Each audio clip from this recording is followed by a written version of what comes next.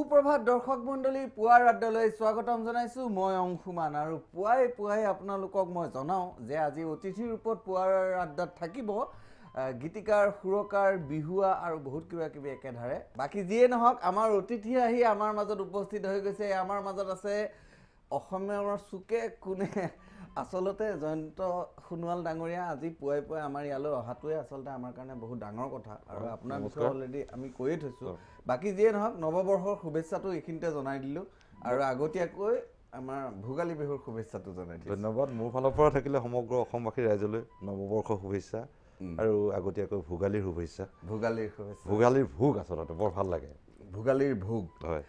বাকি যিয়ে নহওক আপোনাৰ নামটো হয়তো তলত দেখিয়েই নেকি দৰ্শকে ইতিমধ্যে ফোন কৰিবলৈ আৰম্ভ কৰিয়ে হয় নেকি আমি এজন দৰ্শকৰ লগত পুৱাই কথা পাতি লওঁ ঠিক আছে হেল্ল' সুপ্ৰভাত কোনে ক'লে ক'ৰ পৰা ক'লে হেল্ল' সুপ্ৰভাত মই ফাৰহান আহমেদ লংকাৰ পৰা ক'লো একদম ফাৰহান আহমেদ পুৱাই কওক আমাৰ মাজত আছে আজি বিশিষ্ট গীতিকাৰ সুৰকাৰ বিহুৱা আৰু বহুত কিবি আছে পিছত একেধাৰে বুলি ক'ব পৰা জয়ন্ত সোণোৱাল দেৱ আছে আমাৰ ষ্টুডিঅ'ত আপুনি পোনপটীয়াভাৱে তেখেতৰ লগত কথা পাতিব পাৰিব অংশুমান দা হয় প্ৰথমতে আপোনাক কথা এটা জনাই থওঁ হয় যোৱাকালি নিশা মই আপোনাক আৰু অখিল গগৈক গণেশগুৰিত চাহ খাই থকা মই সপোনত দেখা পাইছোঁ আচ্ছা দ্বিতীয়তে জয়ন্ত সোণোৱাল দেৱৰ পৰা মই এটা কথা জানিব বিচাৰিম বৰ্তমান সময়ত তেখেত যিহেতু বিহু গীত বা নৃত্যৰ লগত জড়িত বৰ্তমান সময়ত বিহু নৃত্যক একাংশই বিহু নৃত্যৰ যি ঐতিহ্য তাক ক'ৰবাত নহয় ক'ৰবাত তেখেতসকলে ম্লান কৰাৰ চেষ্টা চলাইছে বিহু নৃত্যক যি ঐতিহ্য তাক বেলেগ ধৰণে তেখেতসকলে প্ৰদৰ্শন কৰিছে এটা ভিডিঅ' ভাইৰেল হৈছে ছ'চিয়েল মিডিয়াত বিহু নৃত্যৰ তেখেতে কি কয় বিহু নৃত্যক তেনেধৰণে প্ৰদৰ্শন কৰা উচিত নে ধন্যবাদ জনাইছো আচলতে শুই উঠিয়েই মাজ ৰাতিখন মানে পুৱা আৰু মাজ ৰাতি আহি ষ্টুডিঅ' পাইছেহি আপুনি একদম গধুৰ প্ৰশ্নবান এটা কৰি দিছে বাকি যিয়ে নহওক প্ৰশ্নটো শুদ্ধ আচলতে বিহু বিকৃত হৈছে আচলতে যি এছাম মানুহে কৰিছে আচলতে এছামে নাই কৰা অসমৰ এছাম মানুহে বিহু ঐতিহ্যটোক জীয়াই ৰাখিছোঁ প্ৰধানকৈ মই আছোঁ মই আজিলৈকে বিহুটো বিকৃত হ'ব দিয়া নাই কাৰণ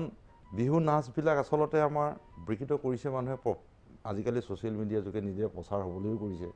বহুতে তেনেকুৱাও কৰে আৰু কিছুমান এতিয়া দৰ্শকক আমোদ দিবলৈ কৰে ঠিক তেনেকুৱা হৈছে আৰু আচলতে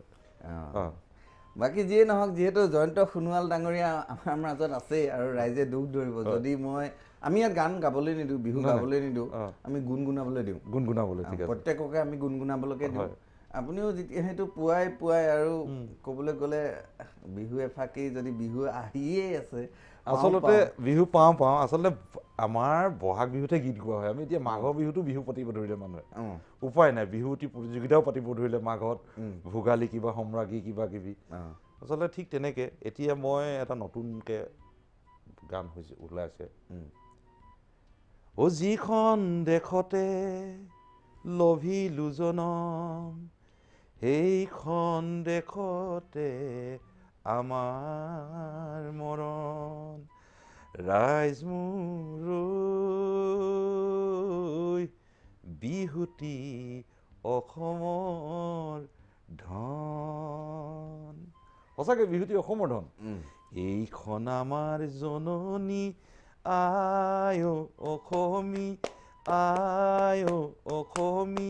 নানা জাতি উপজাতি মিলন তীৰ্থভূমি নানা জাতি উপজাতি মিলন তীৰ্থভূমি শংকৰ আৰু মাধৱে হৰিনামৰ দোলেৰে হৰিনামৰ ভাষাৰে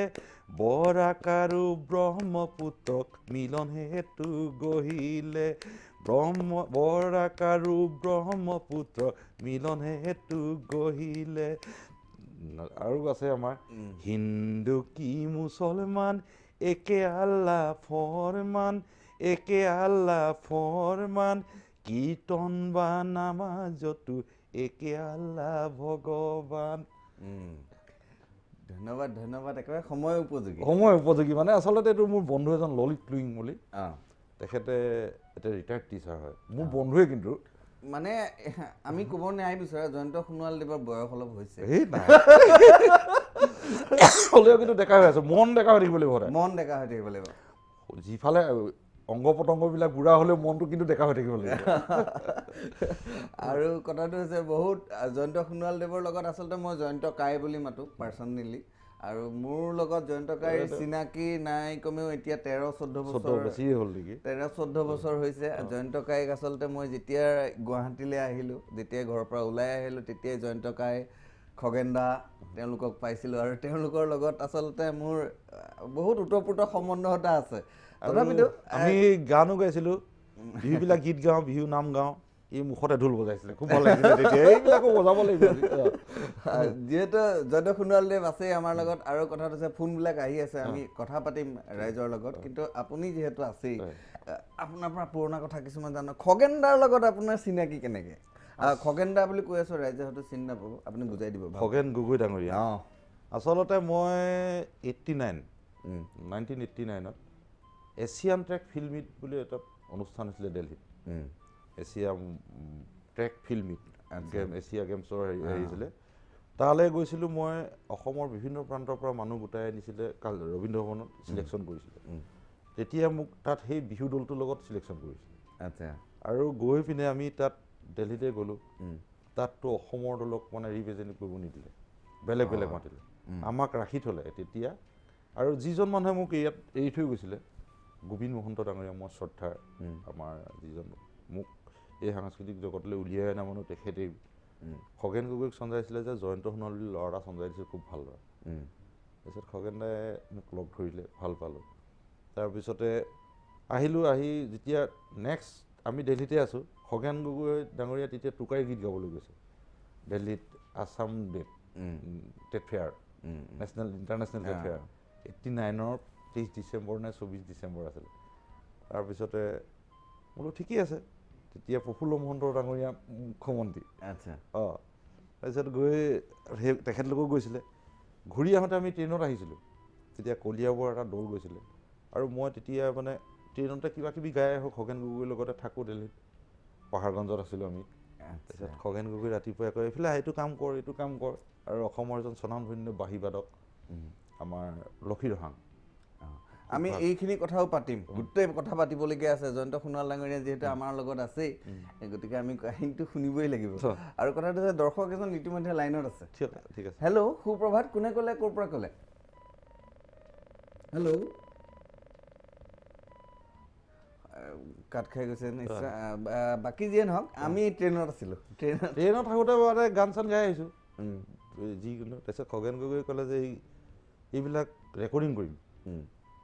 তাৰপিছত হ'ব ৰেকৰ্ডিং কৰিব তাৰপিছত আৰু ৰেকৰ্ডিং কৰিম ক'লোঁ আৰু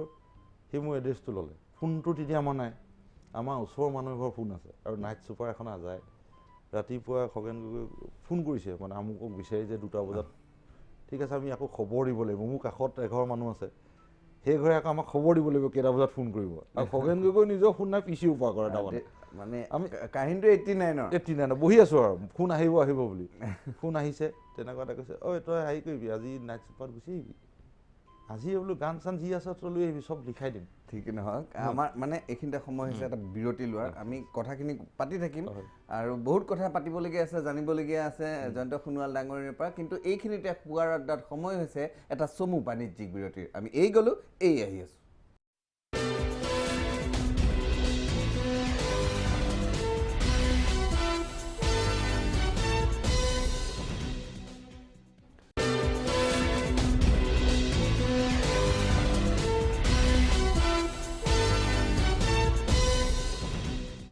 বিৰতিৰ পিছত স্বাগতম জনাইছোঁ ৰাইজ পুৱাৰ আড্ডালৈ আৰু পুৱাৰ আড্ডাৰ আজি অতিথিৰ ৰূপত আছে জয়ন্ত সোণোৱাল ডাঙৰীয়া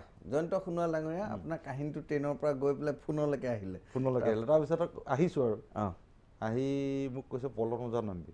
পল্টন বজাৰত নামি তই হোটেল সুৰদেৱী যাবি সুৰদেৱী হোটেল তেতিয়া আমি আগতে সুৰদেৱী হোটেলতে কালচাৰেলি মানুহবিলাক থাকে আৰু তই তাক ৰুম এটা থৈ দিয়া আছে তোৰ